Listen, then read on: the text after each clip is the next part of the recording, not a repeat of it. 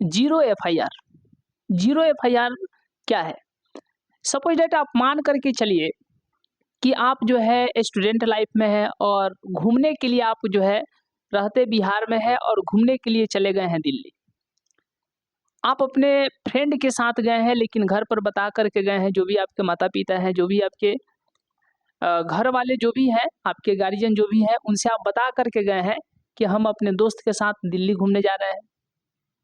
आपने दिल्ली में पहला दिन घूमा, दूसरा दिन घूमा, खूब घर पे बातचीत हुई, घर पर भी सब कोई खुश है क्योंकि आपने पहला दिन घूमा, दूसरा दिन घूमा, वहाँ का जो है सभी का सभी जो है जानकारी आप घर पे पहुँचा रहे हैं कि हम अभी कहाँ पे रुके हैं, क्या खाएँ, क्या पिए, सब कुछ जो है आप घर पे बता रहे हैं। लेकिन 2 दिन रहने के बाद अचानक जो है तीसरा दिन से जो है आपका फ़ोन आना बंद हो गया। अब घर वाले को घबराहट हो रही है कि भाई इसका फ़ोन क्यों नहीं आ रहा है? कॉल लगा रहे हैं एकदम जो है स्विच ऑफ बता रहा है। अब इस हाल में घर वाले क्या सोचेंगे? उनको घबराहट होगी और इसी दौरान जो है फ़ोन आपका आना तभी बंद हो गया, सपोज़ दैट मान करके चलिए कि आपके साथ वहाँ पर कोई हादसा हो गया। सपोज़ दैट मान करके चलिए, तो अब घर वाले आपने 2 दिन तक जो भी लोकेशन इनको बताया, जो भी इनको हाल-चाल बताया, क्या खाएँ, क्या पिए, कहाँ, किस होटल में रुके, सब कुछ इनको जो है डिटेल आप घर पे बताते रहे। लेकिन 2 दिन के बाद जो है जब आपके साथ कोई हादसा हो गया, मानते हैं कि सपोज़ दैट आपका किडनैपिंग हो गया, तो आपका फ़ोन आना बंद हो गया और जब फ़ोन आना बंद हो गया तो घर वाले सोचे कि अब पता लगाया जाए कि क्या हुआ। अब इस कारण जो है अब उनको पता नहीं चल पा रहा है कि रियलिटी में आपको हुआ क्या है। इस हाल में वो जो है पुलिस का हेल्प लेना चाहेंगे, सोचेंगे कि अब पुलिस से मदद लें। अब वो जो है थाने में यदि एफआईआर भी करना चाहेंगे, तो एफआईआर जो है उसी स्थान पर होता है जहाँ पर जो है हादसा होती है, जहाँ पर घटना होती है, उसी स्थान की उसी क्षेत्र में जो है एफआईआर जो है लिखा जाता है।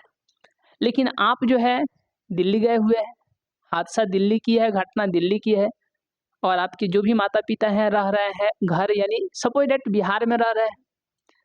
तो बिहार से दिल्ली जाना ये भी जो है बहुत कठिन वाली बात है। तो इस हाल में वो क्या करेंगे? तो वे जो है आपके माता-पिता इस हाल में अपने घर के आस-पास में जो थाना होगा, वहाँ पर जाकर के पुलिस को कंप्लेन करेंगे, वहाँ पर जो है एफआईआर लिखाएँगे, लेकिन पुलिस नहीं लिखेगी एफआईआर, क्योंकि कहेगी कि जहाँ पर घटना है आप वहाँ पर जाकर के एफआईआर लिखाइए। तो बात दिल्ली की है, दिल्ली जाएँगे एफआईआर लिखाने के लिए और वो भी पता नहीं चल रहा है कि दिल्ली में कहाँ पे। तो आप ऐसे विदाउट लोकेशन बिना लोकेशन के कैसे जो है आप वहाँ पर जाकर के आपको पता ही नहीं है कि घटना कहाँ की है, किस जगह की है, कैसे आप वहाँ पर जाकर के लिखा पाएँगे?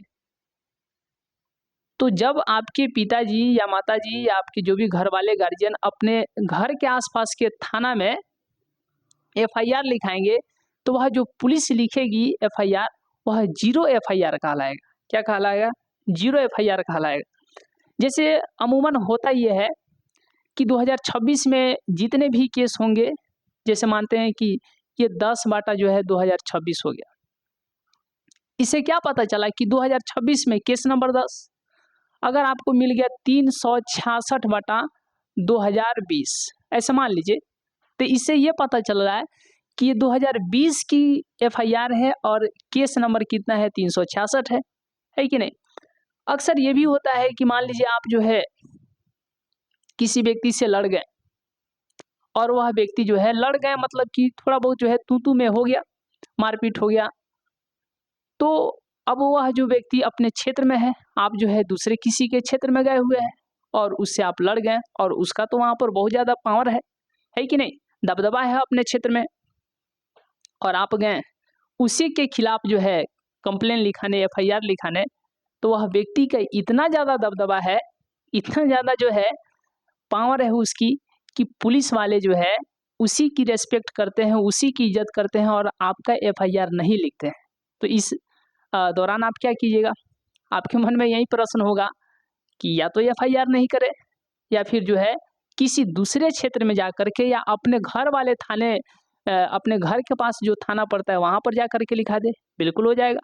आप अपने घर पे जाइए, आपके घर के आसपास में जो भी थाना है आप वहाँ पर जाकर के एफआईआर लिखा दीजिए, तो वो भी क्या कहलाएगा, जीरो एफआईआर ही कहलाएगा। जैसे अगर हम लोग बात करें आसाराम बापू की, तो वह घटना थी जोधपुर की। लड़की जो है जोधपुर में गई एफआईआर लिखाने के लिए, लेकिन उनका जो है वहाँ पर आसाराम बापू का इतना जो है वर्चस्व था, एक तरीके से कह सकते हैं कि दबदबा, पावर, पैसा इतना ज़्यादा था कि जोधपुर में लड़की तो एफआईआर लिखाने के लिए गई, लेकिन नहीं लिखा गया वहाँ पर। तो वह लड़की क्या की, अपने पिताजी के साथ दिल्ली गई और दिल्ली में जाकर के एफआईआर कर दी, और वह कहलाया जीरो एफआईआर।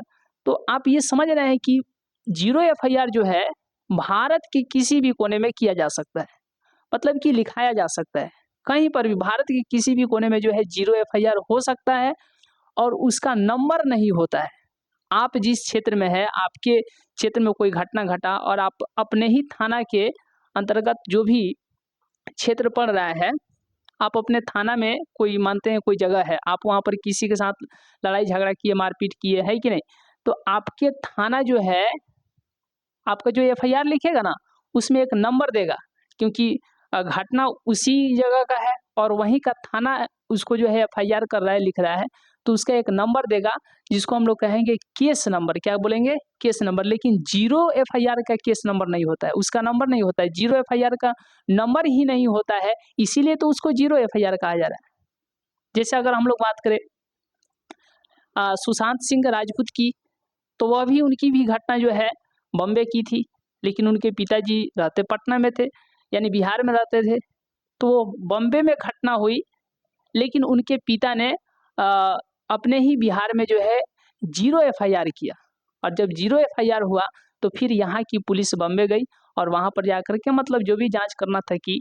तो इस तरीके से कि मान लीजिए आपका कोई दोस्त है, रहता कहीं और है और उसके साथ कहीं दूसरी जगह पर जो है गलत हो जाता है, तो आप जो है उसका, मान लीजिए आपका दोस्त है, तो आप उसका हेल्प करेंगे कि नहीं, बिल्कुल कीजिएगा।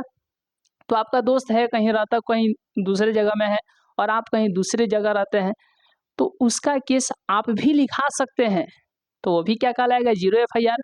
आप अपने ही क्षेत्र में लिखा सकते हैं, वो भी जीरो एफआईआर कहलाएगा। बहुत बार ऐसा होता है कि आपके ही घर के कुछ लोग होते हैं जो बाहर में जाते हैं कमाने के लिए, खूब पैसा कमा रहे हैं, मतलब कमाने का सेंस ये है कि जैसे कि मजदूर टाइप हैं, चाहे किसी भी प्रकार का नौकरी कर रहे हैं, है कि नहीं, गए बाहर कमाने के लिए, 6 साल कर रहे हैं, 6 महीना 7 महीना कमाए, या मान के चलते हैं 2 साल तक कमाए, और 2 साल के बाद अचानक जो है 2 साल तक उनसे बात हो रही है, जैसे ही 2 साल 1 महीना होगा तो उनका फ़ोन आना बंद हो गया। लेकिन आपको इतना पता है कि वह रहते मुंबई में है, इतना मान लीजिए वो मुंबई में रहते हैं। अब 2 साल 1 महीना होने के बाद उनका कॉल ही नहीं आ रहा है, तो आप क्या पुलिस का हेल्प मदद लेंगे ना, और जब पुलिस का हेल्प मदद लेंगे तो आप अपने ही आस-पास के जो थाना पड़ेगा, आप वहाँ पर जाकर के एफआईआर लिखाइएगा, मतलब पुलिस से आप बताइएगा कि देखिए ऐसा-ऐसा बात है, तो वह पुलिस जो एफआईआर, देखिए बिना जो है किसी भी मामला का जाँच पड़ताल बिना एफआईआर का नहीं होता है, ठीक है?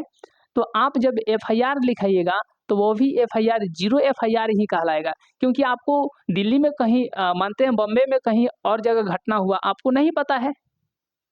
तो जब आपको जगह ही नहीं पता है, तो आप जाकर के वहाँ पर कैसे उनको खोजिएगा, चाहे कैसे जाकर के एफआईआर कीजिएगा?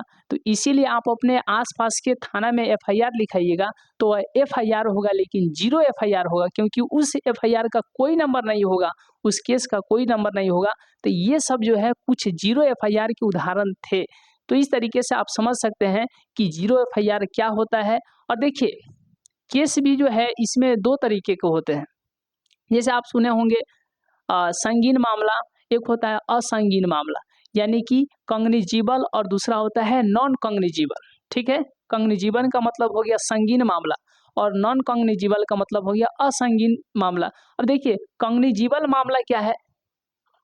तो जैसे कि मान लीजिए किसी के साथ हाथापाई हो गया, हाथापाई समझ गए, यानी कुछ टूटा-फूटा नहीं, तो वो कॉग्निजेबल नहीं है, बल्कि नॉन कॉग्निजेबल है। लेकिन किसी के साथ इतना भयानक मारपीट हो गया कि ब्लड निकल गया, तो ये चला जाएगा किसमें, कॉग्निजेबल में, यानी कि जब मामला बहुत ज़्यादा है, बहुत बड़ा है, तो कॉग्निजेबल होगा।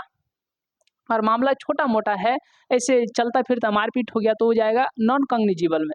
तो इसमें भी बहुत सारे होते हैं। अब सवाल ये है कि आप रहते किसी और क्षेत्र में हैं और दूसरे क्षेत्र में गए और वहाँ पर मारपीट किए और वहाँ से आप अपने घर पे आए और अपने थाना में जो है आकर के एफआईआर लिखा रहे हैं कि हम दूसरे जगह गए थे, वहाँ पर हमारे साथ ज़बरदस्ती मारपीट किया गया, आप एफआईआर लिखिए। तो पुलिस वाले नहीं लिखेंगे, बोलेंगे कि नहीं नहीं हम नहीं लिखेंगे। नहीं, ऐसा वो नहीं कर सकते हैं, क्योंकि यदि वो आपका एफआईआर लिखने से मना करेंगे, आपको वो कहेंगे कि जहाँ पर मारपीट हुआ आप वहाँ पर जाकर काहे नहीं लिखाए। तो आप कहिएगा कि हमको वहाँ पर हर एक मतलब कहाँ पे लिखाता है, वह हम जो है अनजान क्षेत्र में चले गए थे, हमको पता ही नहीं था कि कहाँ पे थाना है, तो हम कैसे लिखाते। इसीलिए हम अपने घर आए और आकर के अपने घर के पास जो थाना है, यानी कि आपके थाना में हम एफआईआर लिखा रहे हैं, आप लिख लीजिए। तो पुलिस वाले जो है एकदम लिखेंगे। क्यों? क्योंकि अगर वो एफआईआर नहीं लिखते हैं तो सीआरपीसी की धारा 154 यानी कि 154 के तहत जो खुद पुलिस वाले अपराधी हो जाएंगे। इसीलिए आप भारत के किसी भी क्षेत्र में हैं और किसी भी क्षेत्र में जाकर के जो है जीरो एफआईआर लिखा सकते हैं, जीरो एफआईआर कर सकते हैं। तो इस तरीके से जो है जीरो एफआईआर की ये सब कुछ जो है उदाहरण है।